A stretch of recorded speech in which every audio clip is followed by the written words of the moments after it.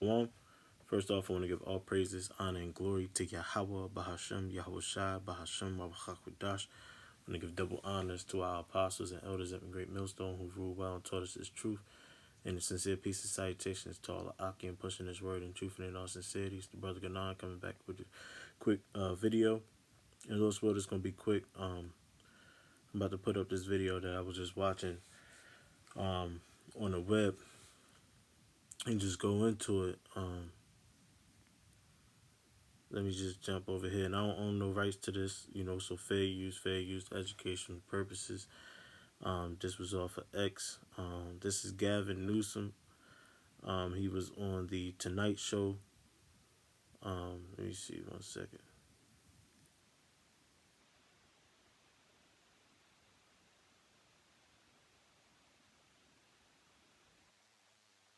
Governor of LA, I believe.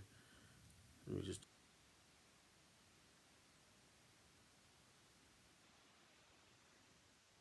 United States of America, masked men jumping out of unmarked cars. All right, here we go. That's happening in the United States of America. Masked men jumping out of unmarked cars, people disappearing, no due process, no oversight, zero accountability happening in the United States of America today. People ask, well, is authoritarianism, you're being hyperbolic? Bull, we're being hyperbolic. If you're a black and brown community, it's here in this country. And so I'm deeply proud that I had the privilege of signing the nation's first bill to address the issue of masking. Also to require you have simple identification, to your point. I mean, if some guy jumped out of an unmarked car in a van with a mask on, tried to grab me, I mean, by definition, you're going to push back. And so these are not just authoritarian tendencies. These are authoritarian actions by an authoritarian government. You saw what Stephen Miller said last week. This should put chills up fine. Called the Democratic Party an extremist organization, basically a terrorist organization, saying he's going after his enemies. You saw the tweet that Donald Trump sent out, Truth Social, basically telling Pam Bondi, I want these three people taken out. That's happening in the United States. Now they will equate this to the disagreements politically, right? And Gavin Newsom, basically, in a lot of words, he was basically telling the people, in which he specified the people was the black and brown people, right? He was urging the people to push back on ICE, on the federal operation. And I'm not saying he didn't make good points, but I'm also saying the scriptures say what? This is Sirach 12:10. It says, never trust thine enemy, for like as iron rusteth, so is his wickedness. You know? It says, though he humble himself and go crouching, yet take good heed and beware of him. And thou shalt be unto him as if thou wipe a looking glass, and thou shalt know that his rust have not been altogether wiped away. Now, when they getting into their political battles, both sides is finessing the so-called Negroes, Latinos, and Native Americans, which are the Hebrew Israelites, God's chosen people. Both sides have ill will for God's chosen people, which is us. So now you got, and like I said, he was making good points where you talk about Trump, allowing ICE to run around with masks on. They don't have to identify themselves as state law enforcement have to. He's allowing the federal government to be you know they're not responsible for their actions. Now what Gavin Newsom is saying, well, the people need to push back. Now what will happen to the people if they push back? What will happen if an ICE agent was to kill a so-called illegal immigrant, or if someone was to roll up on one of you Negroes and say that they work for the federal government and you resist and something was to happen to you, he'll crouch down like the scriptures say, he'll humble himself like the scriptures say, but is Gavin Newsom really on your side? And that's what the Hebrew Israelites gotta have to realize, man.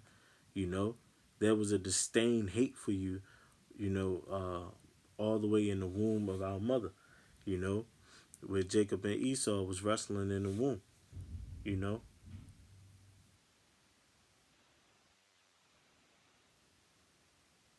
Psalms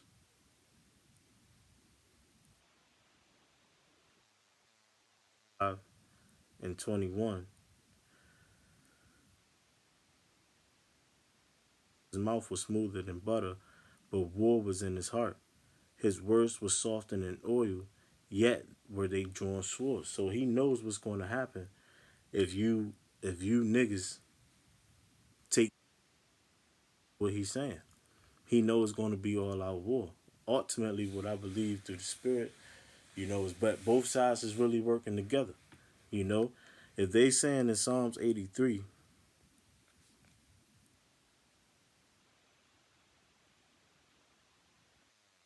lo, thine enemies make a tumult, and they that hate thee have lifted up the head. They have they have taken crafty counsel against thy people and consulted against thy hidden ones. They have they have come and they have said, come and let us cut them off from being a nation, that the name of Israel may be no more in remembrance. They consulted together with one consent. They are confederate against thee. And that's talking about all the nations, man. You know, that's talking about all the nations, and both the Democrat and Republican Party is led by E. You know, our enemies that hated us have crafted up a specific plan to destroy us, man. You know, and why? Because if we are destroyed, if we have turned into niggas, spicks, wetbacks, if we have turned into all of these things that the enemy has created, then our Lord won't defend us, and they know that, pursuant to Judith 5:17. You know, so Gavin Newsom, he'll send out this message, to the Israelites and say, hey, you need to fight back, as I'm fighting back. Well, the rules don't apply to us like it applies to him, because again, they're all sitting at the same seat, they're all ran by the same devil, you know. So why would then we listen to our enemy when we know that they have a crafted plan against us? So when we read in Psalms 55:21, it says the words of his mouth are smoother than butter. It sounds good, man. Ultimately, we know what this is talking about Israel, but you know, the scriptures is manifold. It says, but war was in his heart. His words were softer than oil, yet were they drawn swords. You see, so he wants you to ride on him, you know, and ultimately you niggas are going to, as we know that the scriptures say in Second Ezra 15.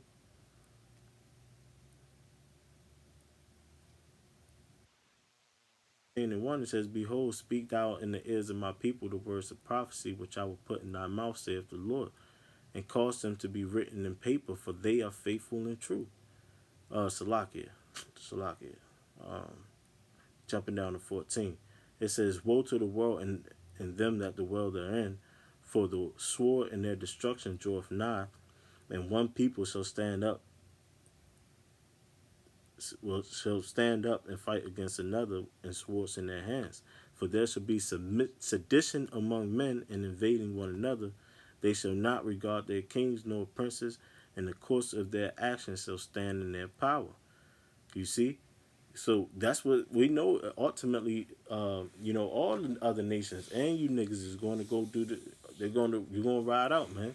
You're not going to listen to what your leaders is saying no more. You're going to crash out just like is. Uh, um, Gavin Newsom is basically encouraging you to do. He's encouraging you to have sedition. Why? Because then martial law is going to hit. Then you're going to give Trump full power to shut down the country. You know, and this is all prophecy. This is all the beginning of the end. And trust me, when that happened, everything gonna change. It's gonna be 2020 on steroids, man. You know, they already know how to shut down a country, so they're going to do it.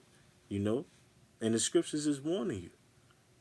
You know, because you're going to listen to your enemy. Ultimately, you 2/3 are going to listen to your enemy, and that's going to lead to your doom.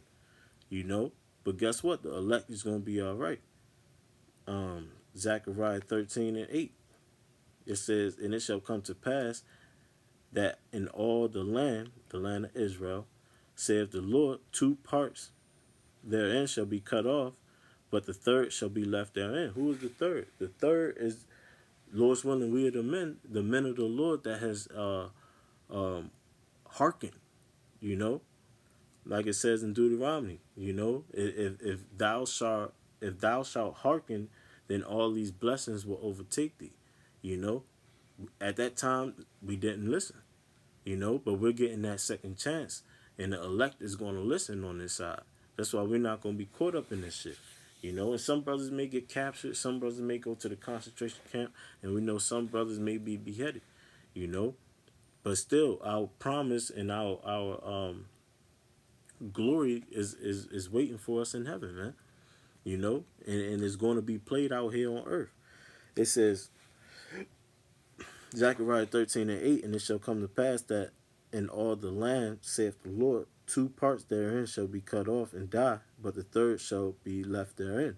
And I will bring the third part through the fire, and I will refine them as silver is refined, and I will try them as gold is tried." You know, and that's what's happening to us. You know, we're being tried and we're being refined. We're becoming new men. You know, we're becoming new men, and we ultimately know that they need all of this commotion to happen so that they can come for the elect. So we know what's coming, right? It says, "They shall call on my name, and I will hear them. I will hear them. I will say, it is my people, and they shall say, Yahweh is my power." You know, and this is what you're seeing play out on earth right now. But again, 2/3 of you is going to be cut off because you're going to hearken to certain things that the devil is saying. You know, but yeah, you know, I just had that thought. I just wanted to put that on wax. You know, with that, I want to give all praises, honor, and glory to Yahweh, Bahashem, Yahweh Shai, Bahashem, Hakudash. Double honors to our apostles and elders that continue to teach us this truth. And shalom to the hopeful elect.